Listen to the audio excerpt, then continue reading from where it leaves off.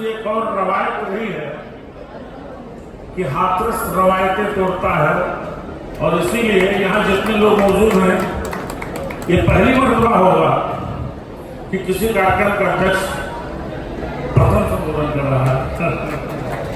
वैसे अध्यक्ष बनने के बड़े फायदे हैं। दोपहर 2 बज रहा हो, श्रोताओं को भूख लगी हो, अध्यक्ष का आखिरी भाषण होता है तो उसको इस बात का अभीष्ट अवसर होता है कि थोड़े से में बात खत्म कर ले, क्योंकि वो जब भूख का समय होता है तो भाषण और भजन इन दोनों की गुंजाइश नहीं होती है। यह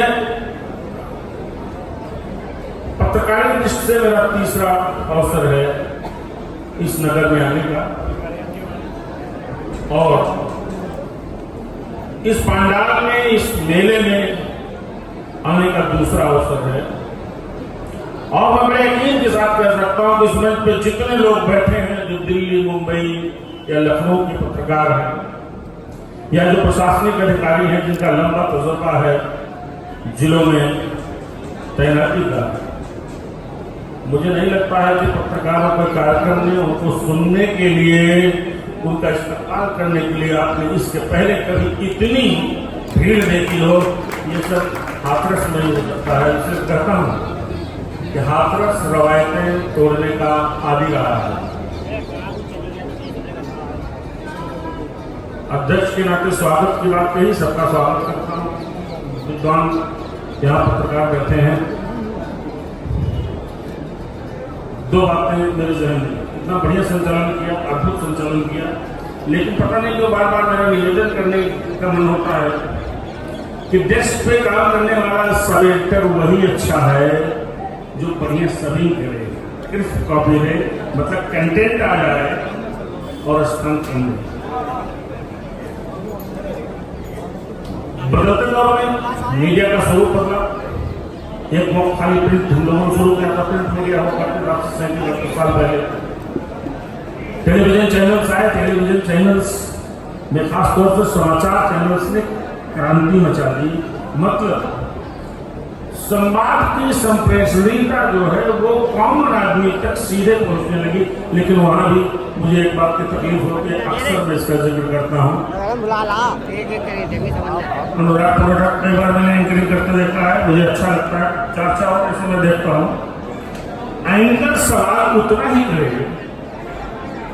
जिसमें बेहतर जवाब की गुंजाइश हो। 80% एंकर्स में ऐसे देखता हूँ जो करीब 58 सेकंड तो सवाल करने में ले लेते हैं और सवाल का जवाब खुद दे देते हैं, बजाय कि जवाब जिससे लेना है उससे जवाब लिया जाता है। तो कुल मिलाकर के मेरे कहने का मतलब, आप किसी क्षेत्र में हो, पत्रकारिता के क्षेत्र में हो, सार्वजनिक जीवन में हो, प्रशासन के क्षेत्र में हो, समय की सदुपयोगिता बहुत आवश्यक होती है। मेरे कहने का कदाचित आशय नहीं है कि स्वागत समारोह में हम लोगों ने 1 घंटे 1.5 घंटे ले लिए, लेकिन मेरा मानना है कि जिस उद्देश्य से आप यहाँ आए हैं, जिस उद्देश्य से हम यहाँ आए हैं, अगर हम कुछ अच्छी बातें सुनने और जानने में ज्यादा लगाएं बजाय स्वागत करने के, तो बेहतर होगा। वो बेहतर हो वैसे स्वागत की बातें पत्रकार स्वागत कौन करता है? आप जो जमीन से जुड़े पत्रकार हैं, मैं 12 पूरे उत्तर प्रदेश, पूरे देश के हर हिस्से में जाता हूं। पत्रकारों की सबसे बड़ी फेडरेशन से 25 साल से जुड़ा हूं। मान्यता प्राप्त पत्रकारों का लगातार 12 साल से अध्यक्ष हूं।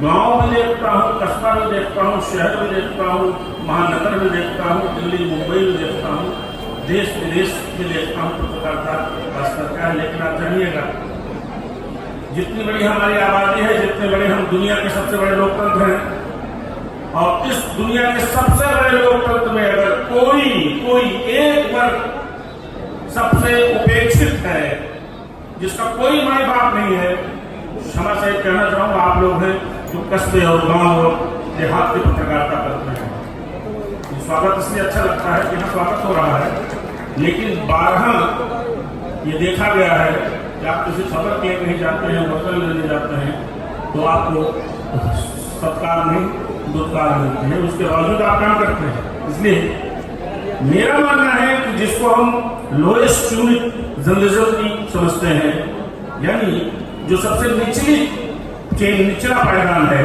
इस पूरी चेन का, बहुत बार वही सबसे बड़ी खबरों का सबसे बड़ा स्रोत होता है। और ध्यान रखिएगा, बहुत अच्छे मंतव्य का समाचार तो नहीं था, लेकिन आज की राजनीति में पिछले 1.5-2 वर्ष से किसी भी बात पर कोई जिक्र होता है, किसी पॉलिटिकल व्यक्ति का, तो उसमें हाथरस कांड की चर्चा जरूर आ जाती है।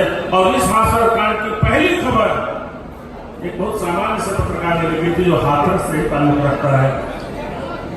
भोपाल गैस कांड की याद होगी, राजकुमार केसवानी ने पहले खबर लिखी थी कि यहाँ बड़ा हादसा हो सकता है, और दुनिया में किसी दूसरे को लड़कियों अंग्रेज जिस चैनल में काम करते हैं, उस चैनल में हमारे एक मित्र काम किया करते थे, बहुत धुरंधर लिखार पत्रकार हैं। इलाहाबाद विश्वविद्यालय में लोग साथ रहते थे, लिखने पढ़ने का शौक था। दिल्ली के एक बड़े पत्रकार है, और हमने और अरविंद कुमार ने उनको जो स्टोरी दे दी, उसी स्टोरी को इस देश के स्थापित पत्रकार हो गए, बाद में सांसद हुए, आज भी सांसद है, मंत्री भी रहे, लेकिन उस पूरी स्टोरी में कहीं हेमंत तिवारी और अरविंद कुमार सिंह का जिक्र नहीं आया। तो इससे बड़ी कृतज्ञता कोई नहीं होती है।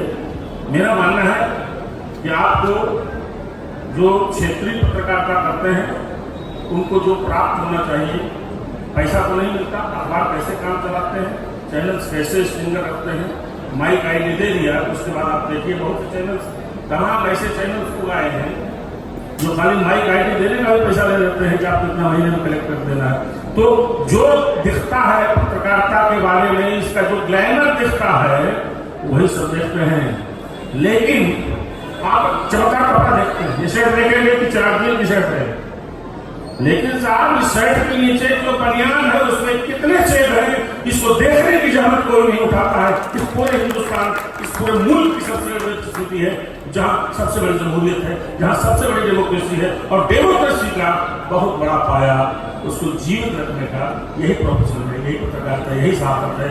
और दुर्भाग्य है, दुर्भाग्य में हम लोग जी रहे हैं। आप खुशकिस्मत होंगे कि आपके पास, आपके साथ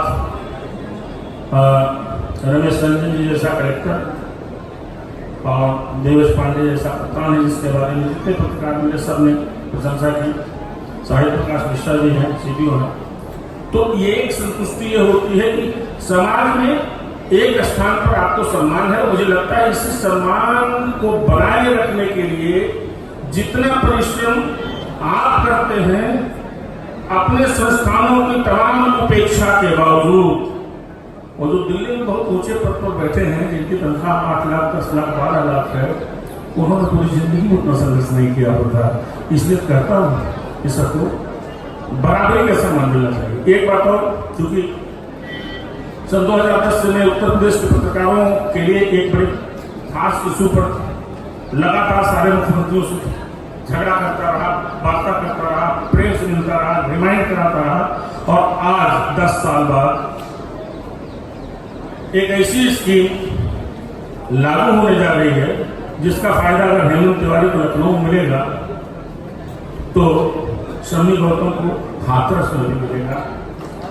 उत्तर प्रदेश से सटे जितने राज्य हैं हर जगह पत्रकार सम्मान निधि यानी पत्रकारों की पेंशन, चूंकि जान लीजिए ये जितने बड़े चमकदार चेहरे आप देखते हैं, 10 लाख 12 लाख 15 लाख 25 लाख का मंथली पैकेज होगा, लेकिन वो आज खबर पढ़ रहे हैं, आज खबर दे रहे हैं, कल संस्थान में रहेंगे या नहीं रहेंगे ये सुनिश्चित नहीं होता है। ये सच्चाई है।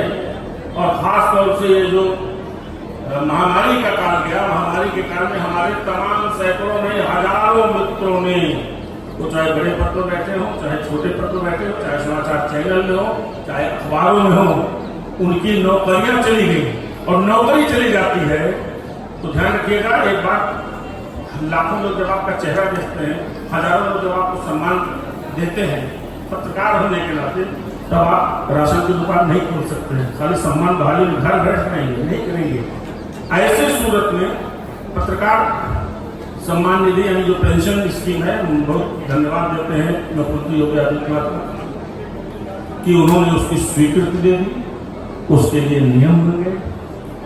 कुछ अर्हताएं हैं, वह उस अर्हता के दायरे में जो आता है, हाथरस जिले का पत्रकार है या आगरा मंडल का पत्रकार है या राज्य मुख्यालय का पत्रकार है, वो उस पेंशन का हिस्सेदार होगा, उसका लाभार्थी होगा। कुछ नहीं, 10,000 रुपये अगर महीने में मिलते हैं तो इतना तो रहेगा, बुढ़ापे में आदमी को जो उसके सामान्य शौक हैं वो पूरे होते रहेंगे। एक अच्छी खबर थी, मैंने आपसे शेयर करूँ।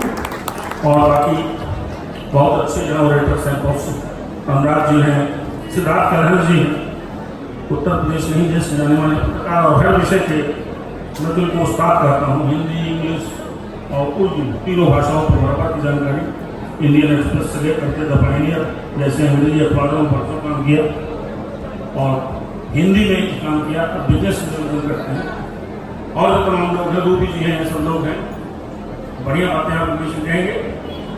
रवायत तोड़वाने के लिए अध्यक्ष से स्वागत भाषण कराने के लिए आपका बहुत बहुत धन्यवाद और हाथरस का आभार।